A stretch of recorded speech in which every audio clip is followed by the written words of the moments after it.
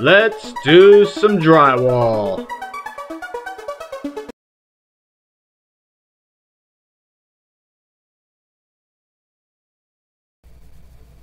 Hey YouTubers, in this video we're fixing stress cracks on a ceiling. This ceiling has several ceiling cracks, bulges, buckled tape seams.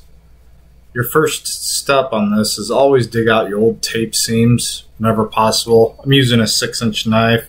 I'm trying to dig out the old seams. Sometimes these seams are stubborn to get out, but you just want to work with it. It is a tedious process, but basically you want to get this old tape seams out. Everybody thinks you have to just put fiberglass tape over the crack and fix it, but the best way is to always dig out the old tape. It takes a little bit of time. It does make a mess. You want to put down some plastic or tarps, catch the mess, but get it all dug out. Basically, when you dig out the old tape, it leaves a channel, a nice 3-inch tape channel. Once you get it all dug out, always add screws. I like to add sheetrock screws. This is 1/2-inch sheetrock, so I use 1 1/4 inch, 1.5 inch drywall coarse wood screws. Put these in every 2 to 4 inches. After you get it all screwed up, always use a fiberglass mesh tape. Always use a fiberglass mesh tape whenever you do drywall repairs. Paper tapes used in original bazookas, used maybe in angles on patchwork, but whenever you're doing stress crack repairs or patches, it's always easier to use a fiberglass mesh tape. It is a stronger material. So what I'm doing here, I'm just working along, put screws in, then I'll fiberglass it. So I just move the ladder one time. On the butt seams, you want to add a screw on each side. Get as many screws in as possible. Every 2 to 4 inches, you want to add a screw. After we get this secured up, fiberglass tape coated and textured. If this cracks after this, then you know you have something major going on, either structural or foundation issue that's causing these cracks. But as of now, the screws seem to be securing the sheetrock. Fiberglass it up. If you have a stubborn area that cracks a lot, or you repaired before, maybe do a double layer fiberglass. That extra layer of fiberglass will give you a sense of security, I guess. One layer is good enough, but hey, we got the material and sometimes it's easier to just put an extra layer of fiberglass.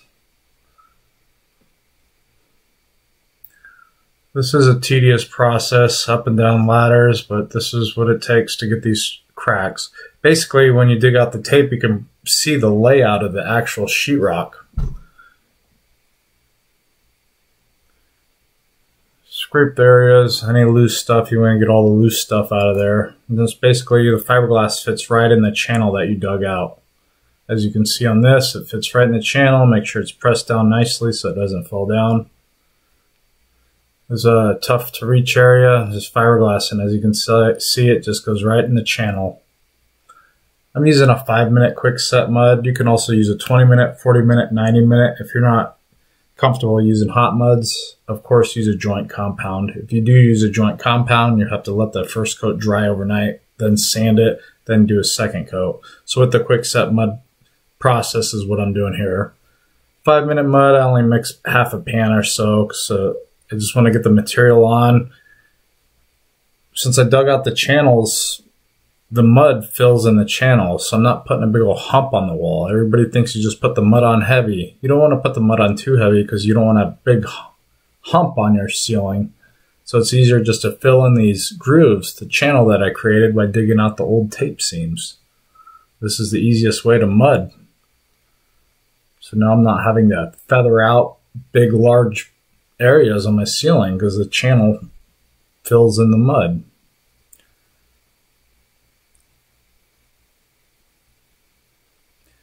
Once the first coat sets up, I'm using a wet sponge slick out technique. Wet sponge and a 6-inch knife. I'm basically going over all the edges, especially the edges. You want to get rid of the edges with the wet sponge and going through it with the 6-inch knife, slicking it out, taking off the extra materials. Basically, it's pushing the materials down and it's removing the extra materials. This is the wet sanding technique, I guess you'd call it, but this is the technique you use with all hot muds. Once that's all completed, I'm going to mix another pan of 5-minute mud. Notice I'm just mixing less than a half a pan of mud, mixing it thoroughly. The consistency of the mud, I would just say, is a thin dough batter, second coat mud. Get it nicely, thoroughly mixed. Like I said, if you don't want to use hot muds, always use a joint compound. If you've never done drywall before, definitely use a joint compound. Hot muds are more intermediate to professional product to use. I like to use them because I like to get these jobs done in one trip. I'm basically going over all my first coat mud. I always go past my first coat with my second coat mud. Nice fill in. I'm not putting on the mud super heavy. I'm just basically, it's almost like a skim coat. Skim coat going past my area. This makes everything nice and perfect. Same thing once that sets up, same thing as the first coat. Take my wet sponge, 6-inch knife, and slick out the areas. Slick it out, take off all the extra mud, clean it up. Make sure your edges are feathered in. Your edges are most important. You don't want to see that sharp edge. So we always call it killing the edge or sponge the edge, sand the edge, whatever you want to call it. But you got to get rid of that edge where it blends in to the existing drywall. As you can see, this is how I do it. Just taking off the extra materials. It's almost like working with a ceramics clay before it sets up, or a cement. This tough to reach area, you can see I'm hitting the edges, slicking it out, and just taking off the extra materials. You'll get some build-up extra materials in your knives. Just take it off and put it away. I'm using a regular joint compound for the skip trowel, or you can use a redline mud. So basically, I'm just going to skip trowel it. A lot of projects have different type of textures, so at least the first coat and second coat process is the same on any job. The texture itself is a cosmetic finish, so each job varies. With this job, it is a skip trowel, so you can see how I do the skip trowel process.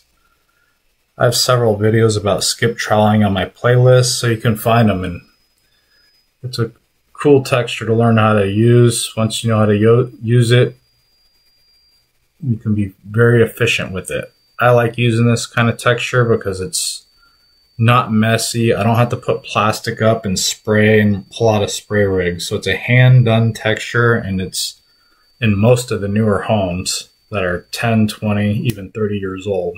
All new track homes have skip trowel, at least in my area, and I'm located in Arizona.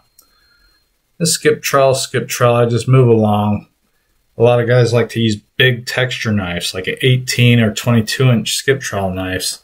These are fine and dandy if you're doing a new build, doing many sheets of drywall. But whenever you do patchwork, just use a nice straight 6-inch. As you can see, it just goes on nice and perfect. I start on the outside edge, and it gives me my pattern.